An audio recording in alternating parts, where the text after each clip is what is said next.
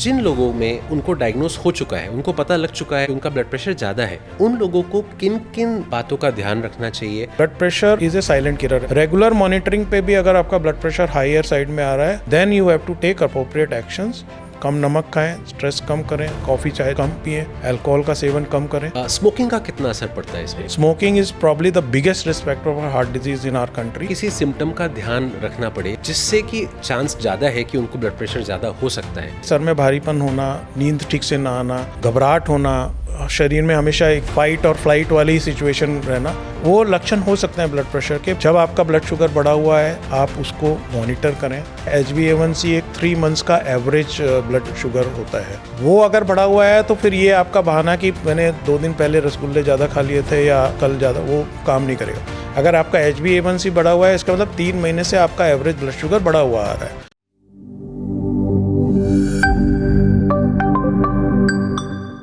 नमस्कार दोस्तों, welcome back to the expert dose के नए एपिसोड पे, जिसमें मैं doctor Rajiv, vice president Tata 1mg, आपका वेलकम करता हूं। आज हम बात करेंगे वर्ल्ड हार्ट डे के थीम पे, which is don't miss a beat. इस पे हम बहुत इम्पॉर्टेंट सब्जेक्ट्स पे बात करेंगे और बहुत इंटरेस्टिंग है। ये वो 3 साइलेंट किलर्स हैं, ब्लड प्रेशर, कोलेस्ट्रॉल, डायबिटीज़, जो एक्चुअली एक हार्ट इवेंट को, हार्ट अटैक को, हार्ट अरेस्ट को अंजाम देने में सबसे कारगर है। इनकी वजह से कई फैमिलीज अपने परिवारजन को खो देती हैं, not just old but young. अगर हम इसका थोड़ा सा ध्यान रखें, अगर हम इनको थोड़ी इंपॉर्टेंट बातों को जानें इनके रिलेटेड, तो हमारे लिए बहुत अच्छा हो सकता है एज अ सोसाइटी और एज एन इंडिविजुअल। तो हम स्टार्ट करेंगे बहुत इंटरेस्टिंग आंकड़ों से। सबसे पहला कि करीब 10 करोड़ इंडियंस सफ़र करते हैं डायबिटीज़ से। इनमें से बहुत सारे जो है वो अनडायग्नोस्ड हैं या उनकी अनकंट्रोल्ड डायबिटीज़ है। दूसरा, कम से कम 4 में से 1 इंसान हिंदुस्तान में ब्लड प्रेशर से ग्रस्त है।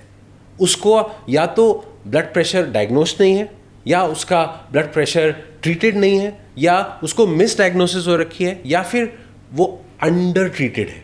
उसका ब्लड प्रेशर बढ़ा हुआ है, वो दवाई कभी छोड़ रहा है, कभी नागा कर रहा है, कभी अपने मन से ले रहा है। तीसरा, जो हमारे यहाँ हाइपरलिपिडीमिया है या जो कोलेस्ट्रॉल है, वो भी करीब 27% लोगों का जो कोलेस्ट्रॉल है वो ज़्यादा है। कोलेस्ट्रॉल में मैं ओवरऑल सारी बात कर रहा हूँ।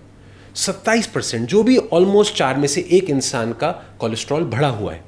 ये बहुत डरावने आंकड़े हैं और हमें ज़रूरत है कि हम इनका एक एक करके समाधान करें, इन पे अटेंशन दें और इनका हम ट्रीटमेंट भी करें। इससे पहले कि हमारे यहाँ, हमारी फैमिली में, हमारे आस पड़ोस में, हमारे सोसाइटी में, हमारे साथ जो लोग काम करते हैं, उनके साथ कोई हेल्थ स्केयर हो, उससे पहले हमें एक्शन लेना है। और उसके लिए हमें समझना ज़रूरी है कि हमें क्या है, क्यों है और कैसे एक्शन लेना है। उसके लिए हैं आज मेरे साथ एक chief cardiologist doctor Amitabh Yaduvanshi. Doctor Amitabh has more than 25 years of experience in interventional cardiology. He has been practicing at Holy Family, Okhla.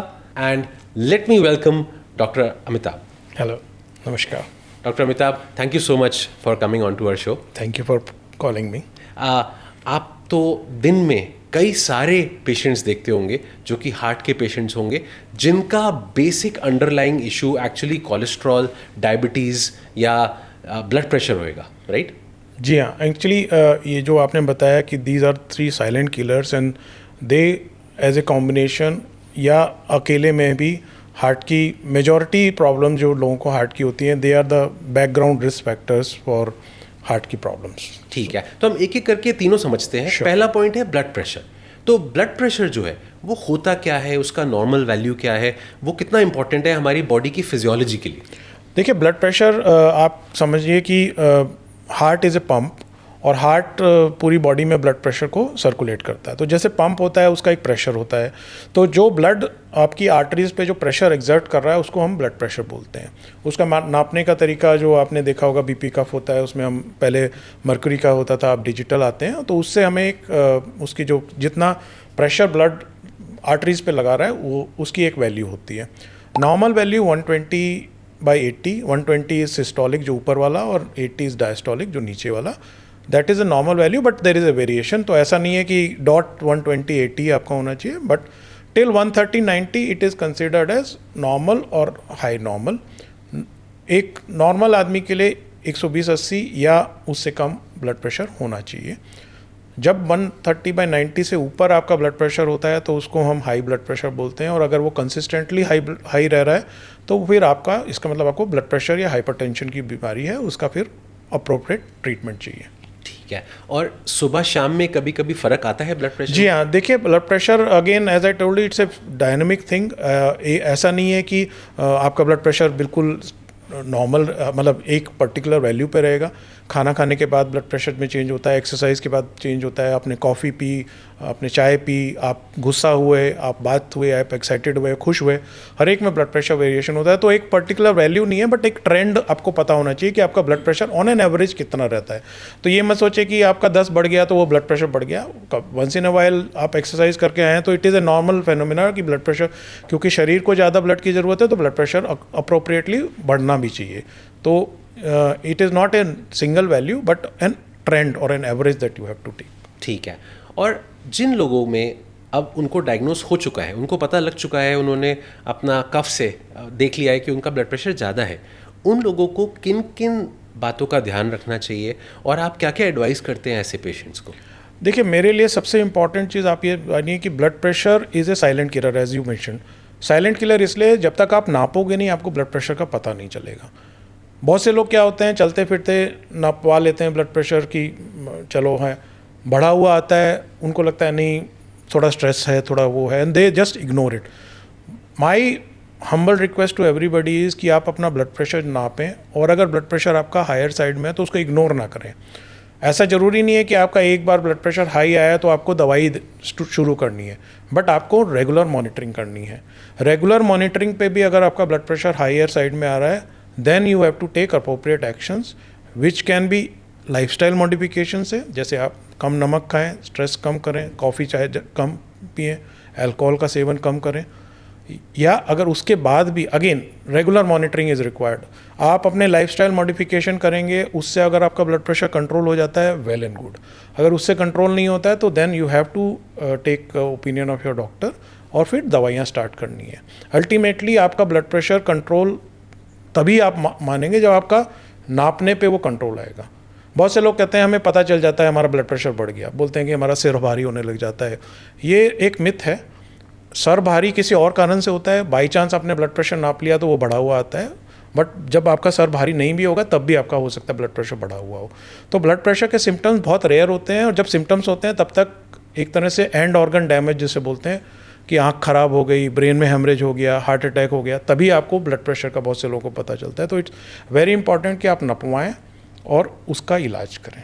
ठीक है। और आपने कुछ कुछ चीज़ों का बात की, जैसे कि अल्कोहल, स्मोकिंग का कितना असर पड़ता है इसमें? देखिए, स्मोकिंग तो मेरे हिसाब से मतलब आई विश कि ये 3 जो आपने रिस्क फैक्टर बोले उसमें स्मोकिंग भी इंक्लूड करते हैं। मेरे हिसाब से smoking is probably the biggest risk factor for heart disease in our country और एनीवेयर इन द वर्ल्ड। और स्मोकिंग से तो आप मतलब स्मोकिंग अगर आप कर रहे हैं तो ऑल बेट्स आर ऑफ। अगर आप यंग एज में भी हैं, अगर आप स्मोकिंग कर रहे हैं तो आपको हार्ट अटैक हो सकता है, और आप स्मोकिंग कर रहे हैं आपके बाकी सारे पैरामीटर्स बिल्कुल बढ़िया हैं, लेकिन अगर आप स्मोकिंग कर रहे हैं तो you can have a heart attack. There is no safety in your. तो स्मोकिंग तो आपको बिल्कुल किसी हालत में भी नहीं करनी है। बाकी ये जो 3 फैक्टर्स आपने बताए उसको भी हमें बहुत इंपॉर्टेंट है कि ध्यान रखना है। ठीक है। सबसे इम्पॉर्टेंट, ब्लड प्रेशर, कई लोग ऑल्दो बहुत स्वस्थ जीवन व्यतीत कर रहे होते हैं, लेकिन उसके बाद भी उन लोगों को या तो क्योंकि उनके पेरेंट्स को था, जेनेटिक फैक्टर्स होते हैं, हेरिडिटरी फैक्टर्स हैं, या उनको वैसे भी ब्लड प्रेशर थोड़ा ज़्यादा रहता है, तो उन लोगों को क्या करना चाहिए, और साथ में लोगों को ना हो उनको प्रिवेंशन के लिए क्या करना चाहिए? देखिए, ब्लड प्रेशर 90% लोगों को जो ब्लड प्रेशर होता है वो उसको हम बोलते हैं essential blood pressure. Essential blood pressure मतलब उसका कोई बैकग्राउंड कारण नहीं है। वो जैसे आपने बताया genetic factors, body habits, body आपकी किस तरह बनी हुई है, तो you have a tendency for high blood pressure. तो उनको वही है कि ट्रीटमेंट लेना है। लाइफस्टाइल अगर आपका बहुत हैफेजर्ड है तो उसको आप ट्रीट करें, उससे हो सकता है ब्लड प्रेशर आपका कंट्रोल हो। नींद ठीक लें, स्ट्रेस कम लें। नींद is also, sleep is also very important. अगर आपकी स्लीप ठीक से नहीं हो रही तो ब्लड प्रेशर आपका हाई रह सकता है। उन सब के बावजूद अगर आपका कंट्रोल नहीं हो रहा तो दवाइयाँ लें, ठीक है। प्रिवेंशन का एज सच कोई बहुत ज़्यादा मतलब जो प्रोन है ब्लड प्रेशर के वो प्रोन है, यही है कि नमक थोड़ा कम खाएं। डैश डाइट बोलते हैं जिसमें कि नमक कम होता है, 5 ग्राम से कम नमक खाना है पर डे, और फ्रूट्स ज़्यादा खाना है। ये सब चीज़ें देखेंगी हैं कि जो जिनके डाइट में फ्रूट्स ज़्यादा होते हैं, नमक कम होता है, उनको ब्लड प्रेशर हाई होने की टेंडेंसी कम होती है। बाकी 10% लोगों में सेकेंडरी हाइपरटेंशन जिसे बोलते हैं, कुछ स्पेसिफिक कारण होते हैं, जैसे किडनी में प्रॉब्लम है, किडनी की आर्टरीज में प्रॉब्लम है, या और प्रॉब्लम्स हैं, उसके कारण भी होता है, बट वो 10% से भी कम है। तो 90% लोगों का एसेंशियल होता है। मरीज भी हमसे पूछते हैं कि डॉक्टर साहब क्यों हुआ, उसका एक्चुअली कोई एग्जैक्ट कारण नहीं है, जो है उसको फिर हमें ट्रीट करना है। ठीक है, तो ये तो बात हो गई जो कि जिनको पता लग गया उनको ब्लड प्रेशर है। अब कई सारे ऐसे लोग होते हैं जो कि अनडायग्नोस्ड हैं, जो कि बहुत बड़ी पॉपुलेशन है एक्चुअली इंडिया में, जो कि डायग्नोस्ड ही नहीं है, उनको पता भी नहीं है कि उन्हें ब्लड प्रेशर है, और एकदम से उनको कोई हार्ट का इवेंट होता है। इन लोगों के लिए आपका क्या मैसेज रहेगा? देखिए, जनरल पॉपुलेशन के लिए जिनको पता नहीं है, उस जैसे मैंने बताया, जब तक आप नापोगे नहीं आपको पता नहीं चलेगा। तो इसको बोलते हैं अपॉर्चुनिस्टिक स्क्रीनिंग। तो that is a important aspect specially in blood pressure, कि जब भी आपको मौका मिले आप अपना ब्लड प्रेशर नपवाइए। आप अपने बच्चे के साथ डॉक्टर को दिखाने गए हैं, आप उस समय नपवा लीजिए। कहीं और कोई हेल्थ चेकअप हो रहा है, वहाँ पर आप नपवा लीजिए। कोविड के बाद एक अच्छी चीज़ हुई है कि लगभग सबके घरों में बीपी ऑपरेटर्स और डिजिटल आजकल ऑपरेटर्स बहुत अच्छे आ गए हैं। ऐसा नहीं है कि आपको डॉक्टर के पास ही जाने की ज़रूरत है। घर पे अगर आपके किसी बुजुर्ग है, आपके माता पिता, किसी को ब्लड प्रेशर की प्रॉब्लम है और आपके पास डिजिटल बीपी ऑपरेटर्स है, अपना भी एक आध बार नाप लिया कीजिए। उससे ही पता चलेगा कि ब्लड प्रेशर हाई है। और अगर हाई है तो फिर जैसे मैंने बताया, इग्नोर ना करें, मॉनिटर करें। कंसिस्टेंटली हाई है तो ट्रीटमेंट करें। अगर ब्लड प्रेशर की मशीन तक पहुंचने से पहले उनको किसी सिम्टम का ध्यान रखना पड़े, या आप कोई थोड़े बहुत सिम्टम्स बता दें जिससे कि चांस ज़्यादा है कि उनको ब्लड प्रेशर ज़्यादा हो सकता है, ऐसे क्या थोड़े बहुत? देखिए, मैंने जैसे बताया कि कुछ लोगों का होता है कि सर में भारीपन होना, नींद ठीक से ना आना, घबराहट होना, एक शरीर में हमेशा एक टेंशन, फाइट और फ्लाइट वाली सिचुएशन रहना, वो लक्षण हो सकते हैं ब्लड प्रेशर के। बट नापना is more important, because symptoms बहुत बार नहीं भी होते हैं। ठीक है, बहुत इंपॉर्टेंट है कि समझदार बनो और सेहत के इशारे समझो। बिल्कुल बिल्कुल। ठीक है, दूसरी चीज़, हम अब जाते हैं डायबिटीज़ पे। तो डायबिटीज़ क्या होती है एक बहुत ही सरल भाषा में, ताकि लोगों को समझ आ सके। वैसे तो सबको पता है, सब उसको शुगर का नाम लेके बात करते हैं, बट डायबिटीज़ होती क्यों है, कौन से ऑर्गन पे असर करती है, हमारे बॉडी में क्या क्या तब्दीलियाँ होती है उसकी वजह से, थोड़ा सा बताएंगे? देखिए, डायबिटीज़ अगेन, जब आपके शुगर या ग्लूकोज जो है वो बॉडी का एनर्जी सोर्स है, तो बॉडी में एक लेवल ऑफ शुगर होना चाहिए। उससे कम होना भी hypoglycaemia, which is also dangerous. But जिन लोगों को शुगर का लेवल आपका ब्लड में अगर हाई रहता है, उसको हम डायबिटीज़ बोलते हैं। तो एक पर्टिकुलर रेंज होती है, कुछ रेंज को हम प्री डायबिटिक बोलते हैं, कुछ रेंज को पोस्ट डायबिटिक्स बोलते हैं। तो उसके लिए कुछ पैरामीटर्स होते हैं, जैसे HbA1c एक पैरामीटर है जो कि 3 महीने का एवरेज ब्लड शुगर बताता है। उसके बेसिस पे हम आपको प्री डायबिटिक या डायबिटिक डायग्नोस कर सकते हैं। शुगर जो है वो इंसुलिन एक हार्मोन होता है बॉडी में, जिसके द्वारा वो रेगुलेट होती है, जो कि आपके पैनक्रियास से बनता है। तो जब भी आप खाते हैं तो उसका रिस्पांस में बॉडी इंसुलिन बनाती है। इंसुलिन से जो आप एब्जॉर्ब होता है आपकी शुगर, वो रेगुलेट होती है। तो जब आप खाते हैं तो आपके शुगर बढ़ता है, बट अप्रोप्रिएटली अगर आपके बॉडी में इंसुलिन बन रहा है तो एक पर्टिकुलर लेवल से ज़्यादा शुगर आपका नहीं बढ़ता है और वो फिर से नॉर्मल आ जाता है। So this is a normal person. जो एबनॉर्मल, जिनका शुगर, जिनको डायबिटीज़ होते हैं, उनकी इंसुलिन या तो प्रॉपरली प्रोड्यूस नहीं हो रही होती है, या इंसुलिन का इफ़ेक्ट अप्रोप्रिएट नहीं होता है, इंसुलिन काम नहीं कर पाती है उनकी। तो शुगर भी बढ़ा होता है ब्लड में, पर इंसुलिन क्योंकि काम नहीं कर पा रही है, तो वो शुगर वो बॉडी यूज़ नहीं कर पा रही है। तो it's like scarcity in plenty, कि आप शुगर तो आपके शरीर में बहुत है, बट वो शुगर बॉडी को नहीं लग पा रहा है। तो that is again paradox in diabetes, कि भाई शुगर तो आपको बहुत है, लेकिन फिर भी वो you are not able to utilise that sugar. और उसके बाद ये जो शुगर है या इंसुलिन जो है, ये दोनों शरीर के ऑलमोस्ट सारे ऑर्गन्स बहुत ज़्यादा असर करते हैं। जी। तो वो कैसे करते हैं वो असर? देखिए, जब भी शुगर बढ़ता है तो शुगर अगर ब्लड में बढ़ा हुआ है तो इसको हम बोलते हैं ग्लाइकोसिलेटेड प्रोडक्ट्स। तो जैसे जो HbA1c मैं बोला हूँ, हीमोग्लोबिन का ग्लाइसेशन HbA1c होता है, ऐसे बॉडी के सारे सेल्स या सारे ऑर्गन्स में वो ग्लाइकोसिलेशन प्रोडक्ट्स बनते हैं, जो कि फिर कोलेस्ट्रॉल का डिपोजिशन बढ़ाते हैं, इन्फ्लेमेशन बढ़ाते हैं। उससे आपकी आंखों में असर पड़ सकता है, आंखों में माइक्रो हेमरेजेस हो सकते हैं, ब्रेन की आर्टरीज में इफ़ेक्ट पड़ता है, हार्ट की आर्टरीज में इफ़ेक्ट पड़ता है। कि जो कोलेस्ट्रॉल डिपोजिशन है, जैसे ये आपने शुरू में बताया, ये तीनों जो रिस्क फैक्टर है एक दूसरे को पोटेंशिएट करते हैं। तो अगर आपको डायबिटीज़ है तो जो आपका cholesterol, even if your blood cholesterol levels are normal, but diabetes में एक क्रॉनिक इन्फ्लेमेशन बॉडी में चलता रहता है, उसके कारण आपकी आर्टरीज में cholesterol even in a normal cholesterol levels पे भी डिपॉजिट हो सकता है। सिमिलरली किडनीज़ पे इफेक्ट करते हैं, किडनीज़ में जो ग्लोमेरुलेशन फिल्ट्रेशन होता है उस पर इफेक्ट करते हैं। तो डायबिटीज़ इज़ मतलब हमको ये पढ़ाया जाता है कि बाल से लेके पैर की टो तक हर एक ऑर्गन को डायबिटीज़ अफेक्ट कर सकती है। तो इसलिए diabetes again is one of the major risk factors and it needs to be controlled. अब सिमिलरली, अब एक इंसान है जिसको कि डायबिटीज़ डायग्नोस हो चुकी है, उसको पता लग गया है उसका ब्लड शुगर सुबह शाम दोपहर में ज़्यादा रहता है जी। उसके लिए आप क्या मैसेज देंगे? उसको क्या करना चाहिए, क्या क्या बातों का ख्याल रखना चाहिए?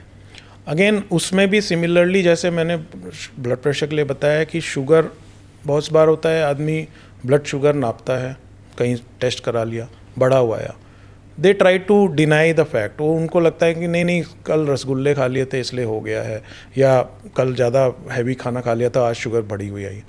अगेन जब आपका ब्लड शुगर बढ़ा हुआ है आप उसको मॉनिटर करें। जैसे मैंने बताया HbA1c एक 3 मंथ्स का एवरेज ब्लड शुगर होता है, वो अगर बढ़ा हुआ है तो फिर ये आपका बहाना कि मैंने 2 दिन पहले रसगुल्ले ज़्यादा खा लिए थे या कल ज़्यादा, वो काम नहीं करेगा।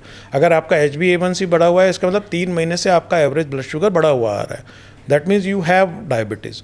उसका ट्रीटमेंट कैसा करना है उस पर हो सकता है कि आप, अगर आपका लाइफस्टाइल बहुत ज़्यादा हैफेजर्ड है अगेन, तो आप मीठा चीज़ खाना कम करें, कार्बोहाइड्रेट्स लेना कम करें, बाहर का खाना कम करें, healthy food again millet based diet, multigrain आटा यूज़ करें, वेजिटेबल्स ज़्यादा करें, तो आपका ब्लड शुगर हो सकता है कंट्रोल हो जाए। ज़रूरी नहीं है कि हर एक डायबिटीज़ को दवाइयाँ ही पहले करनी है, बट लाइफस्टाइल मॉडिफिकेशन के बाद उसको आपको मॉनिटर करना है। अगर आपका ब्लड शुगर कंट्रोल्ड है by lifestyle modification, well and good. नहीं कंट्रोल है then you need to be on medications.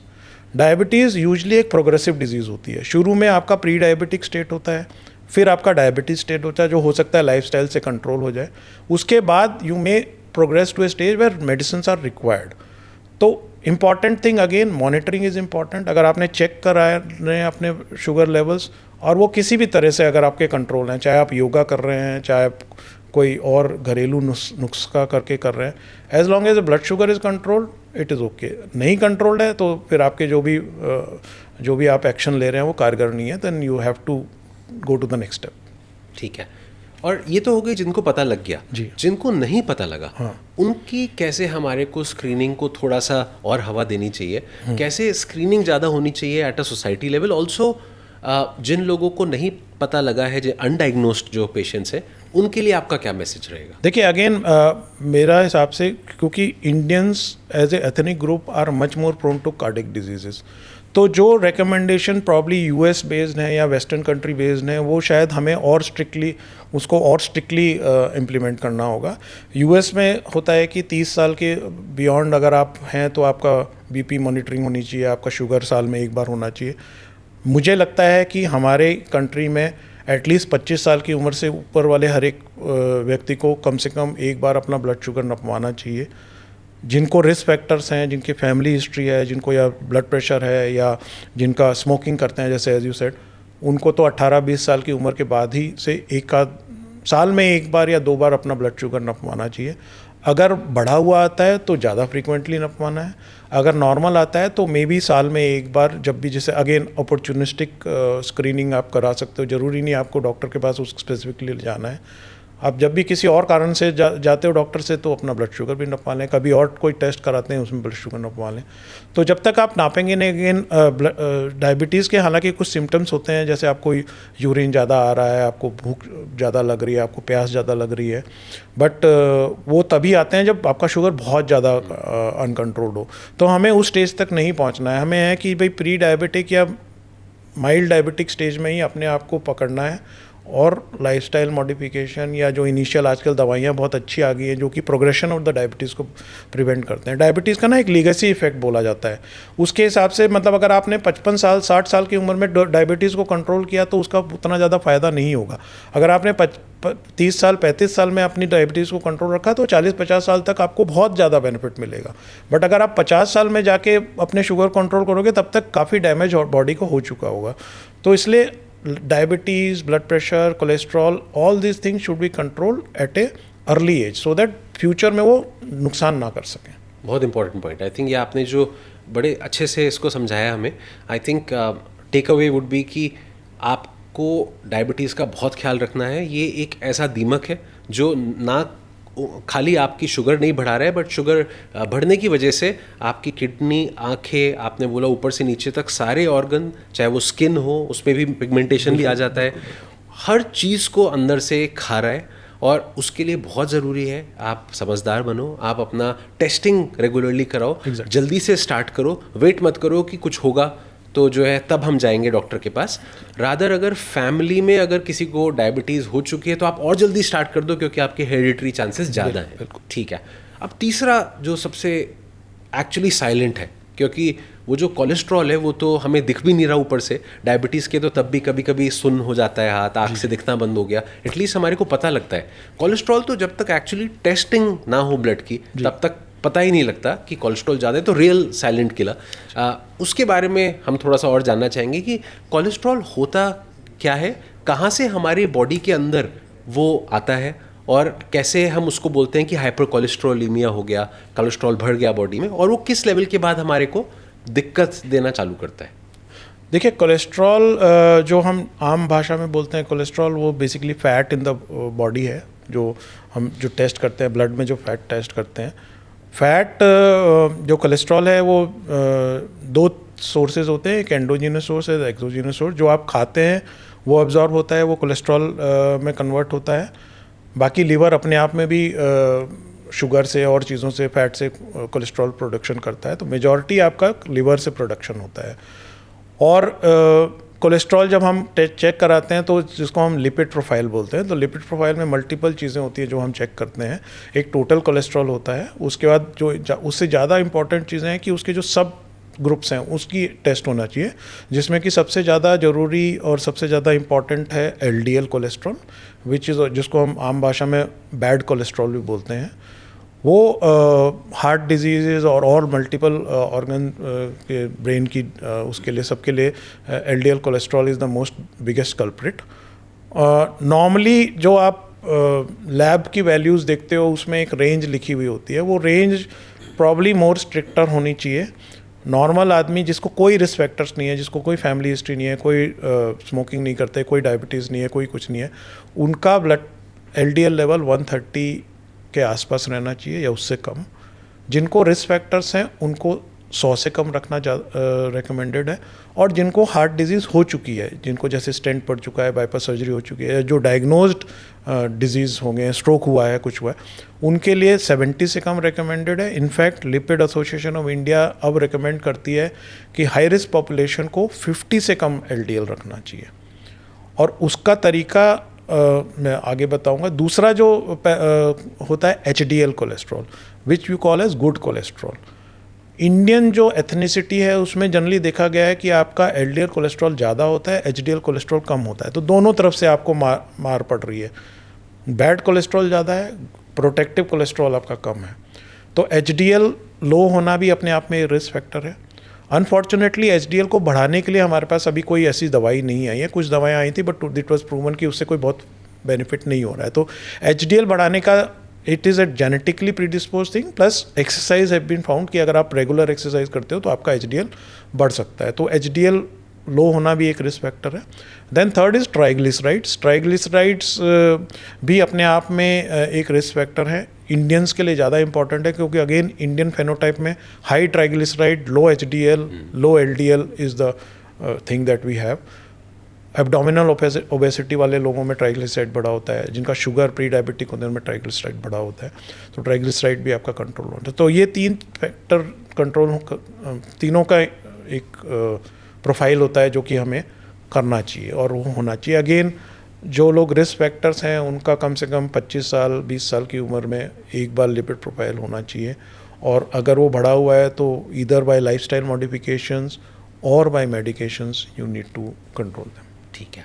अब जो लोगों को पता लग गया, उनके ब्लड टेस्ट हो गया सिमिलरली कि उनका कोलेस्ट्रॉल ज़्यादा है, उनको क्या करना चाहिए, उनके लिए आपका क्या मैसेज है? देखिए अगेन कोलेस्ट्रॉल के लिए भी लाइफस्टाइल मॉडिफिकेशन सबसे पहला स्टेप होता है। लाइफस्टाइल मॉडिफिकेशन में यही है कि आप फैटी फूड्स खाना कम करें, फ्राइड फूड्स खाना कम करें, हाई चीज़ जो आपका आजकल प्रोसेस्ड फूड होता है या बाहर का खाना होता है उसमें जनरली बहुत ज़्यादा फैट होता है, वो सब चीज़ें हमें कम करें। अगेन जैसे मैंने बताया कि लिवर से प्रोडक्शन होता है, तो even carbohydrate, high carbohydrate diet can ultimately cut converted into cholesterol. तो बहुत शुगर्स आपको कम लेने हैं, मैदा आपको कम लेनी है, रिफाइंड सीरियल्स, रिफाइंड ऑयल कम लेना है, और प्रोसेस फूड कम लेना है। तो दैट इज़ लाइफस्टाइल का है, एक्सरसाइज करना है। और उसके बावजूद अगर आपका वो जैसे मैंने बताया कि अगर आपको रिस्क फैक्टर्स हैं या आपको डायग्नोज्ड है हार्ट डिजीज़ और आपका एलडीएल कोलेस्ट्रॉल उस पर्टिकुलर लेवल पे नहीं आ रहा है, तो आपको मेडिकेशंस के द्वारा उसको कम करना है। ठीक है। और जो लोग अभी डायग्नोस नहीं हुए हैं सेम, तो उनके लिए उनको क्या मैसेज आप देंगे कि कितना ज़रूरी है और उन्हें क्या क्या करना चाहिए? देखिए वही इंपॉर्टेंट चीज़ है, prevention is better than cure. तो प्रिवेंटिव चेकअप्स जो होते हैं, जो प्रिवेंटिव हेल्थ चेकअप्स होते हैं, उनका एक बहुत इंपॉर्टेंट रोल है। उनमें ये तीनों साइलेंट किलर्स जो हैं वो आप डिटेक्ट कर सकते हो। तो जैसे और चीज़ों के लिए है, वैसे ही 18-20 साल की उम्र में भी अब तो, बिकॉज वी सी पेशेंट्स 22 साल 24 साल की उम्र में लोग हार्ट अटैक लेके आ रहे हैं, आर्टरी बंद लेके आ रहे हैं। ऑल्दो ये बात फैक्ट है कि जिन लोगों को हम 30 साल या 25 साल की उम्र से कम में हार्ट अटैक देखते हैं, majority of them are smokers. But कभी इक्का दुक्का लोग ऐसे भी आते हैं जिनको कोई और रिस्क फैक्टर नहीं है, बट उनको पता ही नहीं है कि उनका कोलेस्ट्रॉल बढ़ा हुआ था, उनको पता ही नहीं है कि वो इतने हाई रिस्क सिचुएशन से घूम रहे थे। तो आपको अपनी बॉडी के बारे में पता होना चाहिए, अपने बॉडी के सिग्नल्स को समझना चाहिए, और उसके हिसाब से you have to take care. Take care का मतलब ये नहीं है कि आपको हमेशा दवाई लेनी है। टेक केयर का मतलब है आप अपने लाइफस्टाइल को मॉडिफाई करें, लाइफस्टाइल को ठीक रखें और मॉनिटर करते रहें। Monitoring I think is most important, कि भाई अगर आपका कोई भी पैरामीटर्स इन तीनों में से एबनॉर्मल है तो उसको आप लाइफस्टाइल से ठीक करें या दवाइयों से ठीक करें, और उसके बाद उसको कीप ऑन मेजरिंग इट। तभी आपको पता चलेगा कि whatever you are doing is adequate या कुछ और करना है। ठीक है doctor, this is very very thankful, क्योंकि अभी क्या हो रहा है कि ये जो तीनों चीज़ों का जो हमने समझा है ये बहुत इंपॉर्टेंट है हमारे ऑडियंस के लिए, और उनको वाकई पता लगेगा कि उनको क्या करना चाहिए अपनी सेहत को ठीक रखने के लिए, और स्पेशली हार्ट हेल्थ को अच्छा रखने के लिए। सो दोस्तों, ये बहुत इंटरेस्टिंग तरीके से हमने 3 चीज़ों के बारे में जाना है आज, which is diabetes, blood pressure और कोलेस्ट्रॉल। सो दोस्तों, यहाँ पे मैं बहुत सरलता से डॉक्टर साहब की बात को इकट्ठा करने की कोशिश करूँगा, क्योंकि ये तीनों जो हमने फैक्टर्स समझे हैं, जो डायबिटीज़, ब्लड प्रेशर, कोलेस्ट्रॉल, जो हार्ट हेल्थ को ख़राब करते हैं, उनको अगर हम इकट्ठा कर दें और थोड़ी बहुत चीज़ों को, तो उसको बोलते हैं मेटाबॉलिक सिंड्रोम, या it leads to metabolic disease. उसमें क्या होता है कि अगर हम तीनों को एक साथ देखें तो एक तरह से हमारे अंदर बॉडी के आर्टरीज़ और वेन्स हैं। अब आर्टरीज़ क्या है? वो एक तरह से पाइप्स हैं, उनके अंदर ब्लड फ्लो कर रहा है। उसके अंदर जैसे ही कोलेस्ट्रॉल बढ़ रहा है तो वहाँ पे धीरे धीरे जमा हो रहा है कोलेस्ट्रॉल, जिसको हम एथेरोस्क्लेरोसिस बोलते हैं। वो जमा होने की जो क्षमता है, जो उसकी जो प्रोबेबिलिटी है, वो बढ़ रही है, क्योंकि अगर डायबिटीज़ पहले से था तो उसने इन्फ्लेमेशन इतना कर दिया है कि जगह जगह पे आपका प्लाक जमा हो रहा है, आपका कोलेस्ट्रॉल जमा हो रहा है। जब वो जमा हो जाएगा तो आप इमेजिन कर सकते हो कि पाइप के अंदर बहुत रुकावटें आ रही हैं। जैसे जैसे पाइप का जो रेडियस है, वो डायमीटर है, जो छोटा होएगा, उतनी तेज़ी से ब्लड तेज़ी से भागेगा, which is nothing but an increase blood pressure. अगर इमेजिन करो कि वो जो भी उसमें जमा हुआ है वो वहाँ से टूट के इधर उधर कहीं चला गया, दैट लीड्स टू स्ट्रोक, या आपके दिमाग को भी बंद कर सकता है, आपको हार्ट अटैक दे सकता है। सो बहुत ज़रूरी है कि आप समझदार बने, अपने सेहत के इशारों को समझें, जैसे डॉक्टर अमिताभ ने बताया। Thank you so much doctor, this was very helpful. मेरे को पूरा यकीन है हमारे ऑडियंस ने भी बहुत सारी बातों को आज नया जाना है और उनको बहुत सारे जो क्वेश्चंस होंगे वो उनके सिंप्लीफाई और आंसर हो गए होंगे और वो आगे आने वाले टाइम्स में अपना और अपनी फैमिली का और अपने दोस्तों का अच्छे से ख्याल रखेंगे। Thank you for your podcast and I am sure इतने सारे लोग आपको देखते हैं, आपके पॉडकास्ट को सुनते हैं, they are subscriber of your podcast, so I am honored that I am part of your podcast and I am able to impart whatever knowledge I have to the general public. Thank you so much doctor. Thank you. दोस्तों thank you so much हमारे साथ बने रहने के लिए। A healthy heart leads to a healthy life. It's very important and especially on this year's Heart Days theme that don't miss a beat. So उसको आप बहुत अच्छे से समझ लें, अपने हार्ट का ख्याल रखें, अपने आसपास कोई भी सिम्टम जो आज आपने सुना कोई भी लगे उसको भी सपोर्ट करें। Let's take a pledge that let's not have more heart health patients in the country. Thank you. We will meet in another episode. Stay safe, stay healthy.